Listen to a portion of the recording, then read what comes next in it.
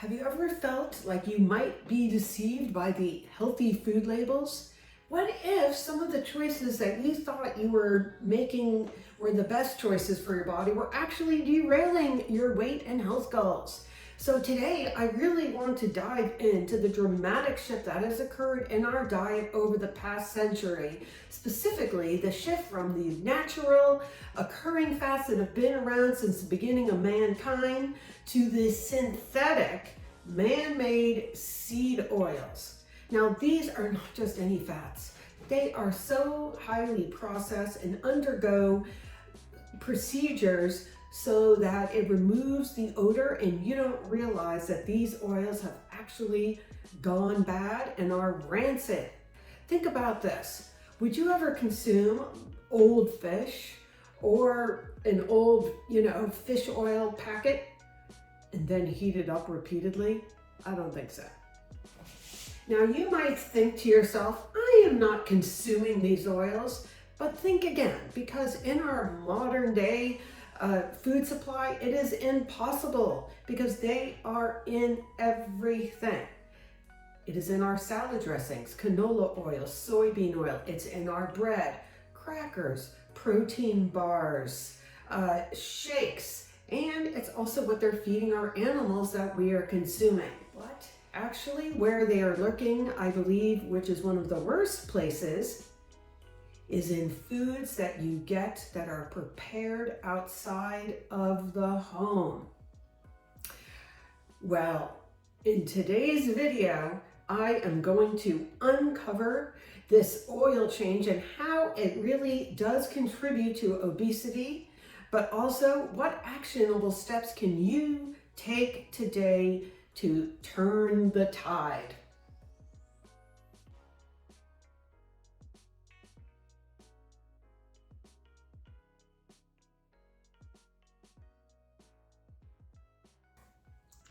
Hi, I'm Bonnie London, and after discovering the solutions to my own weight and health struggles, it is my personal mission to provide you with simple, easy to implement strategies to maintain your preferred weight, best health, and ultimately enjoy the best quality of life that you deserve. So now I'm going to break down the top reasons that these fats contribute to sabotaging your belly fat, your weight, and your overall health. Number one, the kind of fat that you consume becomes part of your cell membrane, determining what goes in and out of your cells. And these particular fats, linoleic acid, which we are consuming in excess, and again in our modern diet, is not giving your body a choice. So when these fats become part of your cell membrane, guess what? We are storing more fat inside of our cells.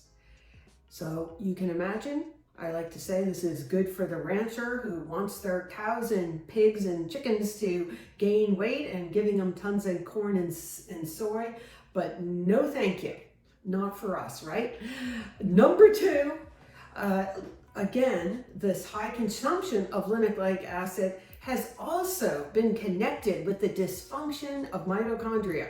Now, if you are not familiar with mitochondria, they are considered one of the powerhouses of our cells, enabling us to use oxygen, but also this is where we burn fat, people. So if this is not working right, this is also going to contribute to that stubborn belly fat. Now, number three on the list, this is also concerning, that it also dysregulates leptin receptors and also I'm not going to pronounce this right, the endocannabinoid system.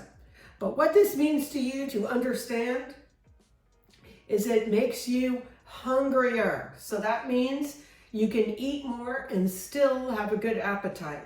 Once again, I would say this is perfect for a fatty prime rib if that's what you're trying to do. Number four, consuming these omega-6 in the ratio that we've been consuming them in our modern diet has definitely been associated with an increase in inflammation. Traditional diets, we consumed a ratio of omega-3 to omega-6, about a 1-to-1 ratio, maybe a 1-to-3, but current diets estimate it's 15 or 20, meaning 1 to 20 in favor of omega-6. And this has definitely been associated with increasing inflammation, a root cause of all sorts of chronic conditions, but it also interferes with your hunger and your ability to store fat and with insulin sensitivity, all coming together to help you promote weight gain. One of the little things I always like to share with clients that come to me for the first time is that if your goal is to lose weight, which many of them it is, we really need to get you healthy and bring down that inflammation first. Next on the list is the impact that consuming these fats have on your liver.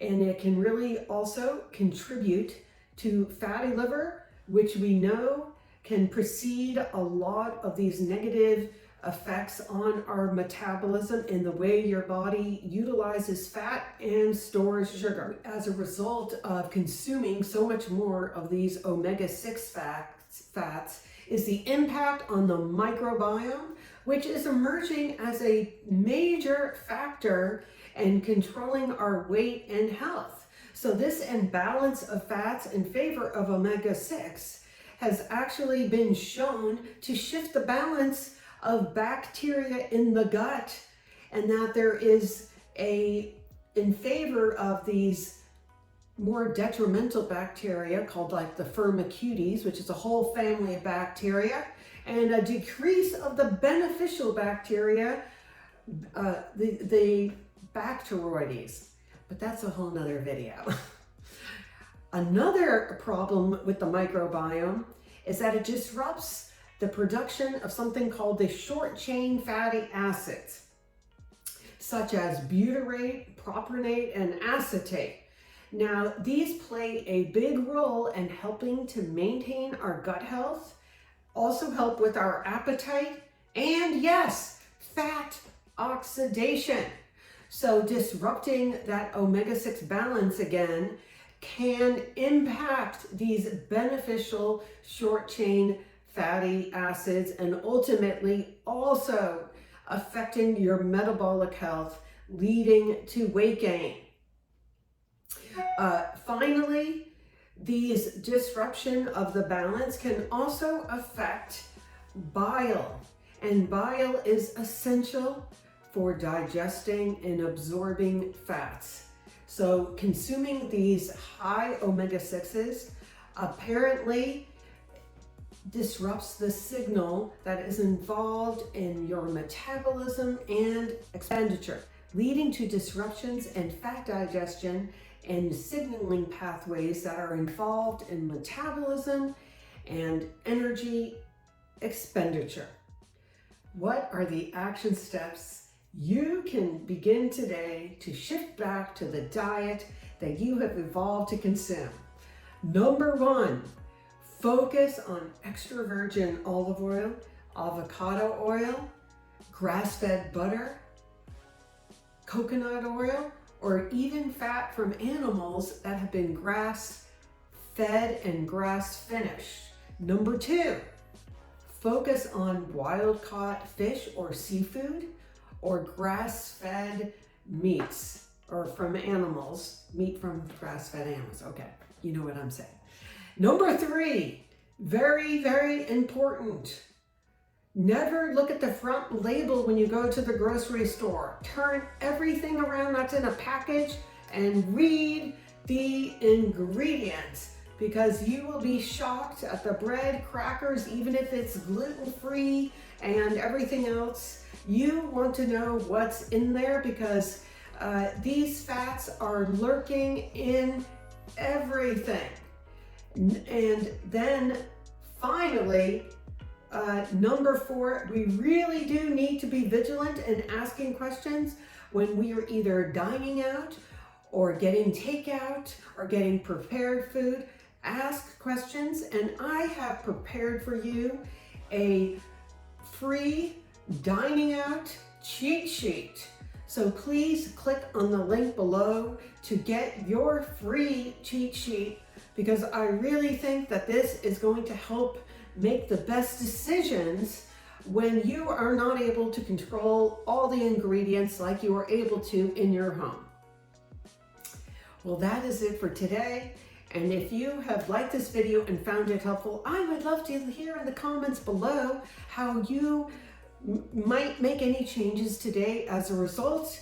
And also, if you would share this with anyone else who could use this important information. Well, thank you, and I am going to see you in the next video.